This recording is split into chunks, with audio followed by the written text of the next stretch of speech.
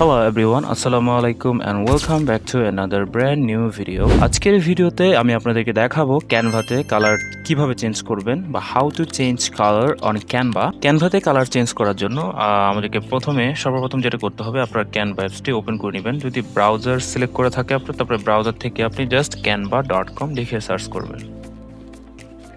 দেন Canva অ্যাপসটি open হওয়ার পরে আপনি কি কালার করতে যাচ্ছেন বা কোথায় কালার করতে যাচ্ছেন, এলিমেন্ট কালার করতে চাচ্ছেন কিনা, ব্যাকগ্রাউন্ড কালার চেঞ্জ করতে যাচ্ছেন কিনা, সেটা আপনার উপর ডিপেন্ড করছে। ধরুন আপনি ইউটিউবের জন্য আপনি যে কোনো ডিজাইনে করতে পারেন।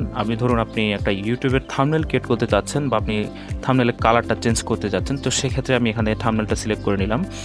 এখানে দেখতে পাচ্ছেন থাম্বনেলে ক্লিক করার পর আমার সামনে একটা ব্ল্যাঙ্ক একটা স্লাইড চলে আসলো বা ব্ল্যাঙ্ক একটা পেজ চলে আসলো। তারপরে এখান থেকে আপনার অনেকগুলো টেমপ্লেট শো করছে। আপনি চাইলে টেমপ্লেট ইউজ করতে পারেন, বাট আমি টেমপ্লেট ইউজ করছি না, আমি কাস্টমভাবে মেড করতে চাচ্ছি। এখানে দেখতে পাচ্ছেন এখানে নিচে একটা কালার নামে অপশন দেওয়া রয়েছে। আমি সেখানে যদি ক্লিক করি দেখতে পাচ্ছেন আমার ব্যাকগ্রাউন্ডের যে কালারটা সেটা চেঞ্জ হয়ে গিয়েছিল অথবা আপনি চাইলে এখান থেকে কাস্টমভাবে কালার মেড করতে পারেন।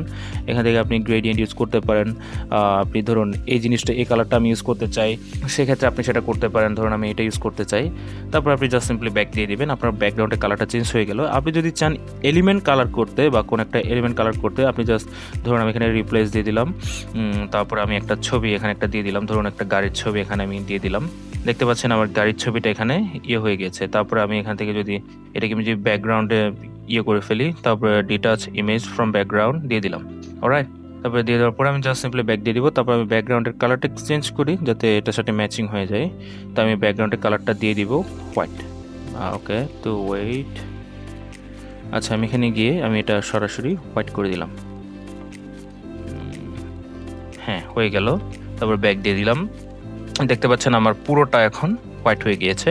এখন আমি জাস্ট চাচ্ছি এই যে কার বা মেইন এলিমেন্ট যেটা রয়েছে সেটা কালারটা চেঞ্জ করতে। তো সেখানে কালারটা চেঞ্জ করার জন্য আমি এখানে ধরুন আমি সিলেক্টে ক্লিক করে নিলাম। সিলেক্টে ক্লিক করার পরে আপনি কি দেখতে পাচ্ছেন এখানে এটা জেনারেট হচ্ছে। আচ্ছা, আমি এটার কালারটা চেঞ্জ করতে চাই। তো এটার কালারটা চেঞ্জ করার জন্য প্রথমে আপনাদেরকে যেটা করতে হবে, এটাকে কালারটা চেঞ্জ করার জন্য বিজি রিমুভার বা এখানে ম্যাজিক স্টুডিও নামে একটা অপশন রয়েছে। আমি যদি সেখানে ক্লিক করি, এখানে দেখতে পাচ্ছেন আপনার ম্যাজিক গ্র্যাপ নামে একটা অপশন রয়েছে। আপনার এলিমেন্টের কালারটা চেঞ্জ করার জন্য কিন্তু আপনার প্রিমিয়াম ভার্সনটা দরকার বা প্রো ভার্সনটা দরকার। আমার যেহেতু প্রো ভার্সনটা নেই, আপনি চাইলে প্রো ভার্সনটা ক্লিক করে এখানে যদি আপনি ম্যাজিক গ্র্যাপে ক্লিক করেন, তাহলে আপনার পুরো এলিমেন্টটাকে সে ক্যাচ করে ফেলবে। ক্যাচ করার পর সেখানে কালার চেঞ্জ করার অপশন চলে আসবে। কিন্তু আমরা ফ্রিতে সেটা করছি।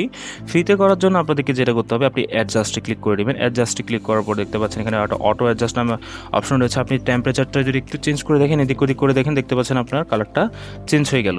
বা আপনি যদি এখান থেকে চান, এখানে দিয়ে আপনার দেখতে পাচ্ছেন গাড়ির কালারটা চেঞ্জ হয়ে গিয়েছে, বাট সাথে সাথে ব্যাকগ্রাউন্ডটাও চেঞ্জ হয়ে যাচ্ছে। তো একটা কথা বলে রাখা ভালো, আপনার এলিমেন্টগুলা কালার সেটা চেঞ্জ করার জন্য আপনাকে ম্যাজিক গ্র্যাপ এই টুলসটা বা এই ফিচারটা ইউজ করতে হবে আপনাকে। তারপরে আপনি এলিমেন্টের কালার সেট করতে পারবেন। তো আশা করি বুঝতে পেরেছেন। তো আজকে ভিডিওতে এই পর্যন্ত। ভিডিওতে যদি ভালো লেগে থাকে তাহলে ভিডিওতে একটি লাইক দিতে ভুলবেন না, আর অবশ্যই কমেন্টের মাধ্যমে জানাবেন যে ভিডিওটি কেমন লেগেছে। বন্ধুদের সাথে বেশি বেশি করে শেয়ার করতে ভুলবেন না। সে পর্যন্ত ভালো থাকবেন, সুস্থ থাকবেন। দেখা হচ্ছে নতুন কোনো ভিডিওতে। আল্লাহ হাফেজ।